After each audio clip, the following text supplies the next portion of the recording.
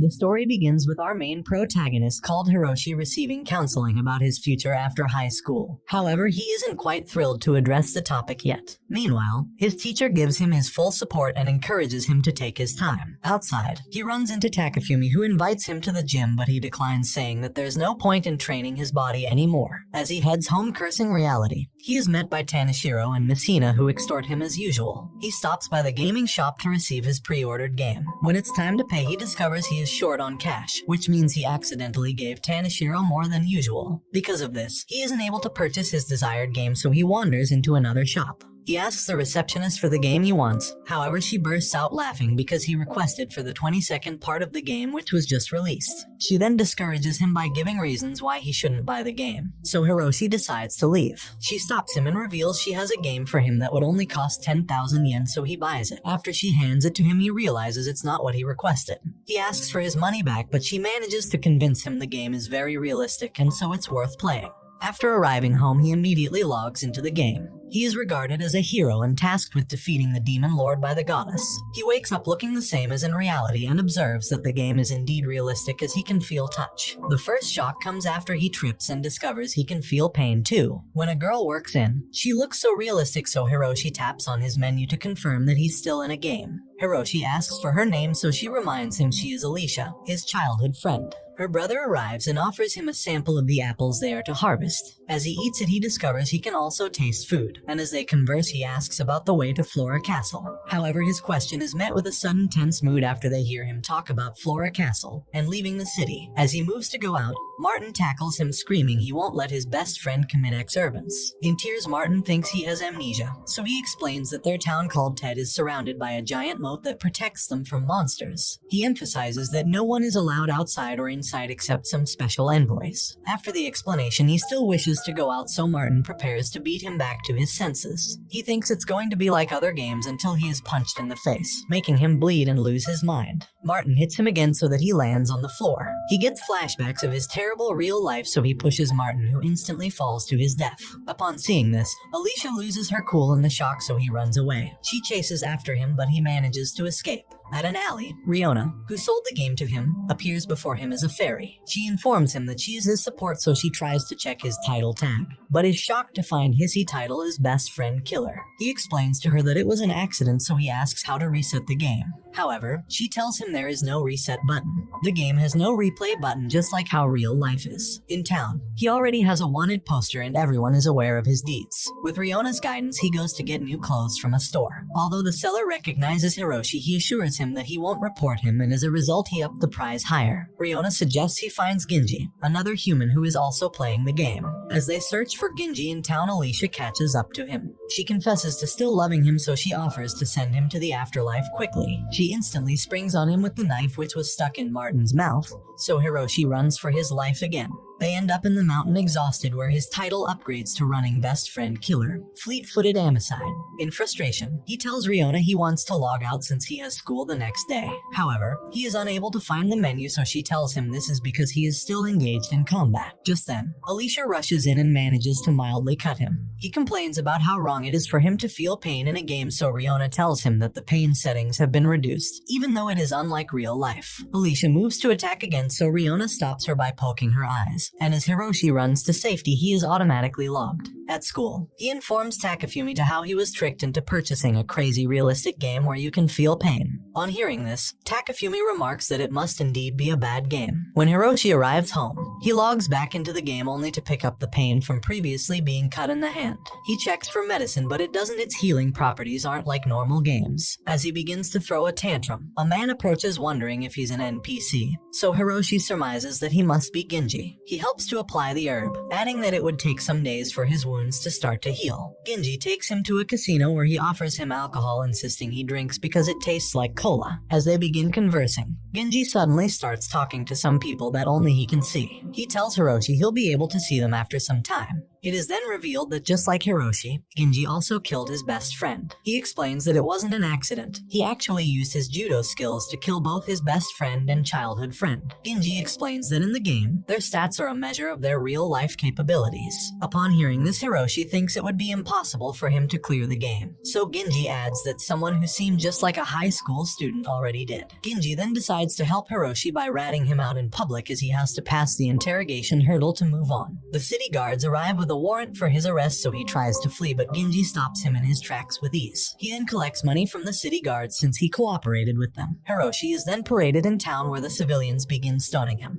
He remembers the goddess calling him a hero, and he tells the chief to release him immediately, saying that he is actually a hero. However, the chief isn't moved, stating that he isn't the only one claiming to be a hero as of recent. After Hiroshi is locked in jail, he tries to log out, but the menu tells him he can't in the middle of an event. After several hours, he tries again, but it still shows the same message. As he tries to pee, he is frightened after seeing the ghost of Martin. He begins hunting him, saying he has to remember their childhood promise or else he'll keep barfing blood on him. Hiroshi begins screaming for help in terror. Shortly after, a redhead girl clocks in and releases him from his cell. As they walk, she introduces herself as Ms. Arisa and leads him into a room where she tells him to lie down and close his eyes. He begins thinking nasty. However, when he opens his eyes, he is thoroughly bound, and Ms. Arisa informs him she is about to assault him. She shows off a giant saw which she intends to use on him, so he starts screaming. Riona suddenly appears and urges him to endure the assault in order to clear his name. As she begins the process, he ends up wetting himself, scared and in pain. Before Ms. Arisa can continue her work,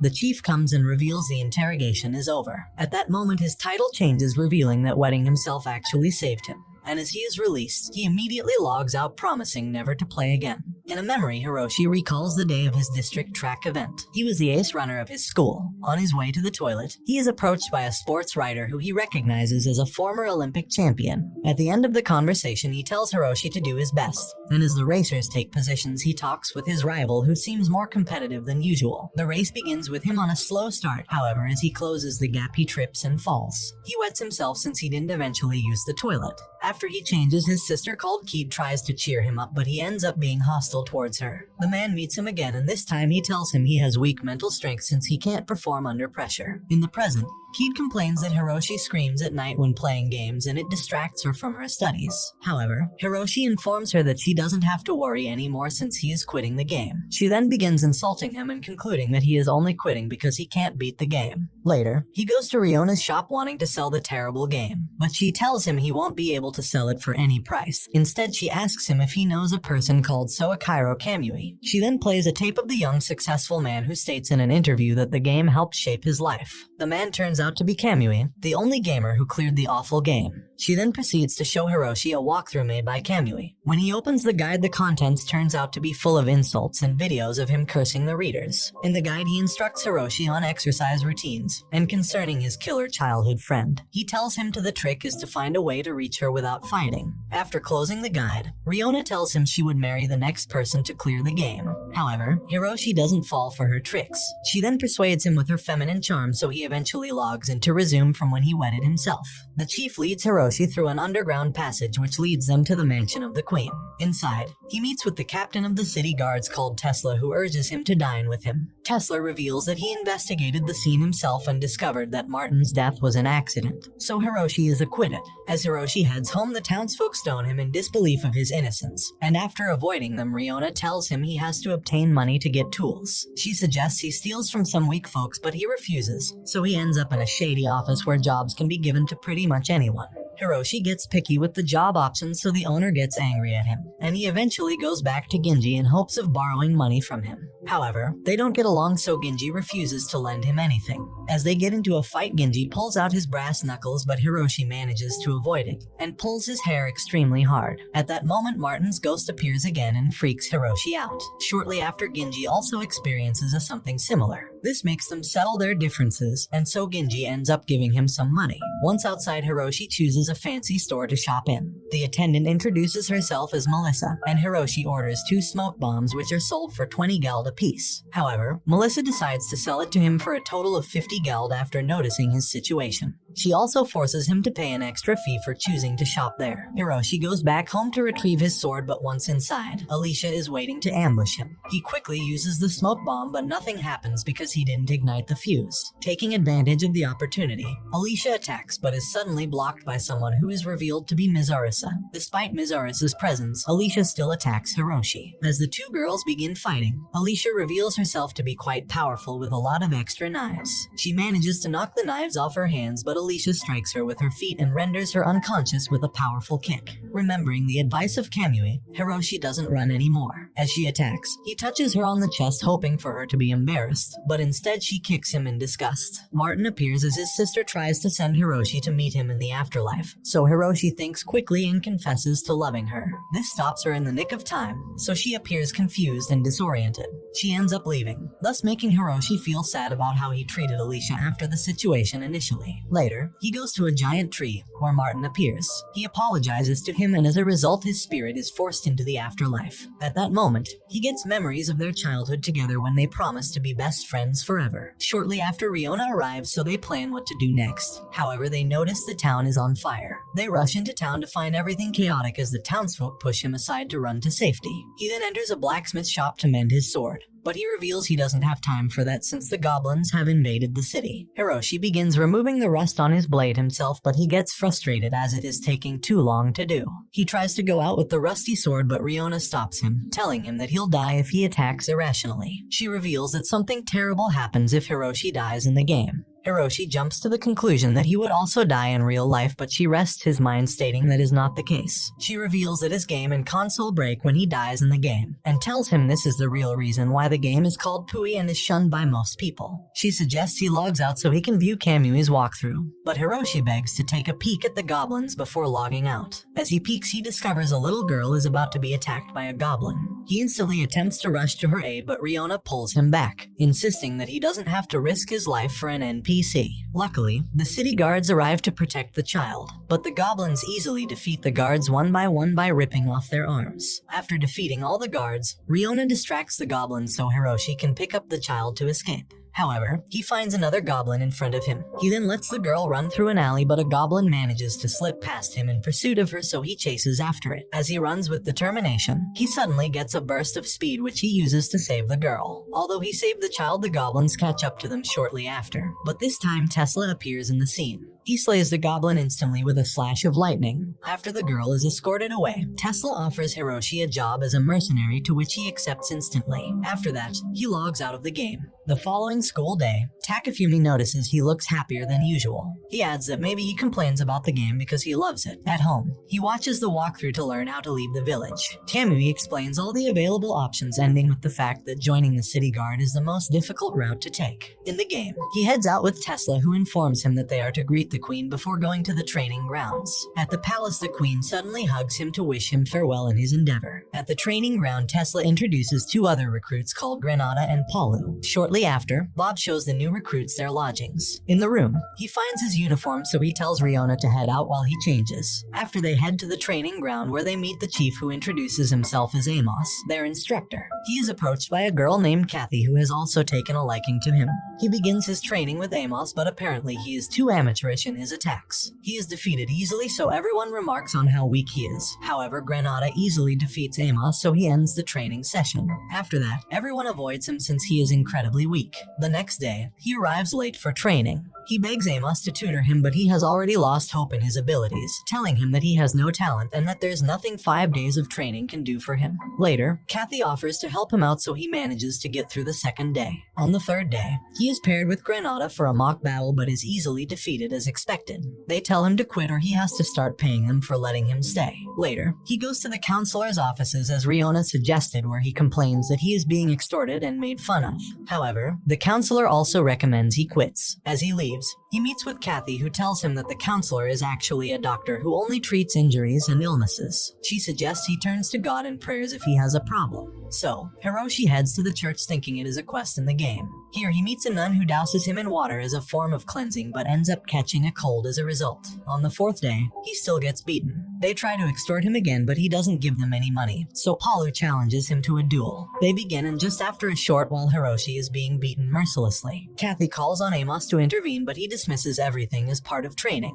Since Hiroshi and Kathy are friends, the group tries to bully her also, so she denies knowing him right in front of him. On the last day, there's a commotion in the morning because Granada can't find his boot. He is later told it has been found in stinky water, so he gets emotional since his grandmother made it for him. Some moments later, his sword goes missing too, so his fellow soldiers begin laughing at him. Everyone helps him look for it, but it is nowhere to be seen. However, he later finds the sword in a pile of poop. He attacks Hiroshi, accusing him of being the perpetrator, but the others take his side. Again, there's another commotion, and the nurse explains her underwear has gone missing. However, they manage to quickly find it sticking out of Granada's back. She laments how her privacy has been invaded, so the other soldiers pick on Granada for being a bad boy. They call him a goblin-faced perv, and even Palu disowns him. Later, Amos announces that Granada has decided to quit being a guard, but just then Tesla arrives holding a letter stating the person who stole Granada's sword was Amos, and the letter was written by Palu. Tesla then asks about Amos's conduct as an instructor, so Kathy reveals that they were bullying Hiroshi while he did nothing. Tesla relieves Amos of his duties, and so Kathy and the rest of the group apologize to Hiroshi. That night, Riona reveals she was the one behind everything that happened. In addition, she also reveals that she once met Kamui in the game 10 years ago. He was so majestic that she asked him out. However, he declines, saying he isn't into women with saggy eyes, so she swore to have her revenge by getting someone else to clear the game. He logs out only to find Keat in his room. She looks worried, but she lies that she wouldn't want him dying in a game since it will shame the family. The next time he logs in, two new fighters called Mizurisa and Alicia join the guard. Tesla assigns Hiroshi to patrol the Eastern District, but that's where Genji hangs out. He also orders him to take Mizurisa and Alicia along with him. They then move out to patrol as instructed, but Hiroshi is very wary of Alicia. As they walk, they encounter a thief who brushes Hiroshi aside, but he is taken down instantly by Alicia, who severs his hands. Afterwards, they question the thief, who confesses to being lured into stealing. They track the boss to the casino. Here they meet many rascals with whom they engage in combat. Hiroshi tries to free the hostage, but it turns out Genji is the boss of the group. He takes Hiroshi hostage and begins strangling him. However, he manages to free himself and tells the others to let him handle Genji. But before they begin their battle, Alicia punches him in the stomach, saying they needed to end the farce. Afterwards, they rounded up Genji and his gang and sent them to prison. The alert for a goblin invasion is sounded. However, Hiroshi has a running stomach, so he quickly goes to use the toilet. Inside, he finds a goblin peeking at him. He freaks out but is saved in time by Mizurisa, who also confesses to spying. He heads out with Riona to meet with Tesla and the guards who are about to engage the goblins. They begin the battle with the guards easily becoming goblin fodder, so only Tesla manages to hold his own against them until Mizurisa arrives, and behind her is Alicia. She dices the goblins like garlic easily, and as the battle continues, Kathy comes with a report that a powerful goblin has breached the gate and is approaching the queen's mansion. Arriving at the scene, Hiroshi finds a giant one-eyed goblin wreaking havoc. Tesla engages the goblin himself while he watches in fear. Just then, Mizurisa and Alicia arrive at the scene. Mizurisa tries to join Tesla, but she is kicked in the stomach and rendered unconscious. Upon seeing this, Alicia rushes in and the three-way fight becomes even more tense and fast-paced. Some soldiers bring in a cage of captured goblins, which makes the one-eyed goblin lose his cool, and so Tesla slashes it. However, Hiroshi is worried about Kamui's warning, so he tells Tesla not to finish the goblin off yet.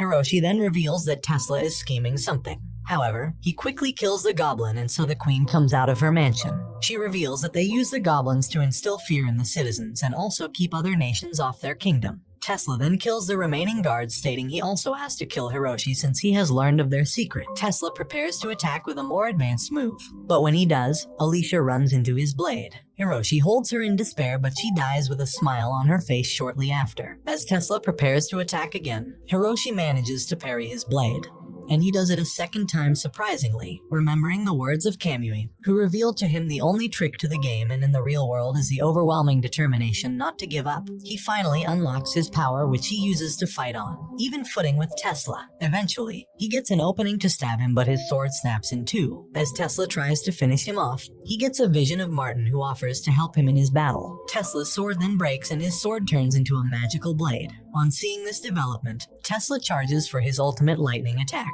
Although Hiroshi is prepared, the queen comes from behind and weakens his knee, and so he is logged out because he lost. On the phone, he tells Riona his console also got fried, but she offers to let him rent hers. But just then, new content displays on the walkthrough. Kamui reveals there's a way for him to continue the game an hour before he dies, so he becomes motivated. Afterwards, he starts training his body by running. At school, Takafumi tells him that he has changed a lot, and at that moment, the bullies try to extort him again, but just then he recalls Tesla stabbing him. So he screams out, shouting he would kill him. This freaks the bullies out, so they finally leave him alone. After school, Riona meets up with him to hand him the new console, and so he goes back home to continue his Pui game. And this brings the anime to an end. Don't forget to like and subscribe if you enjoyed, and turn on the notification bell so you never miss out on another video. Until next time, take care.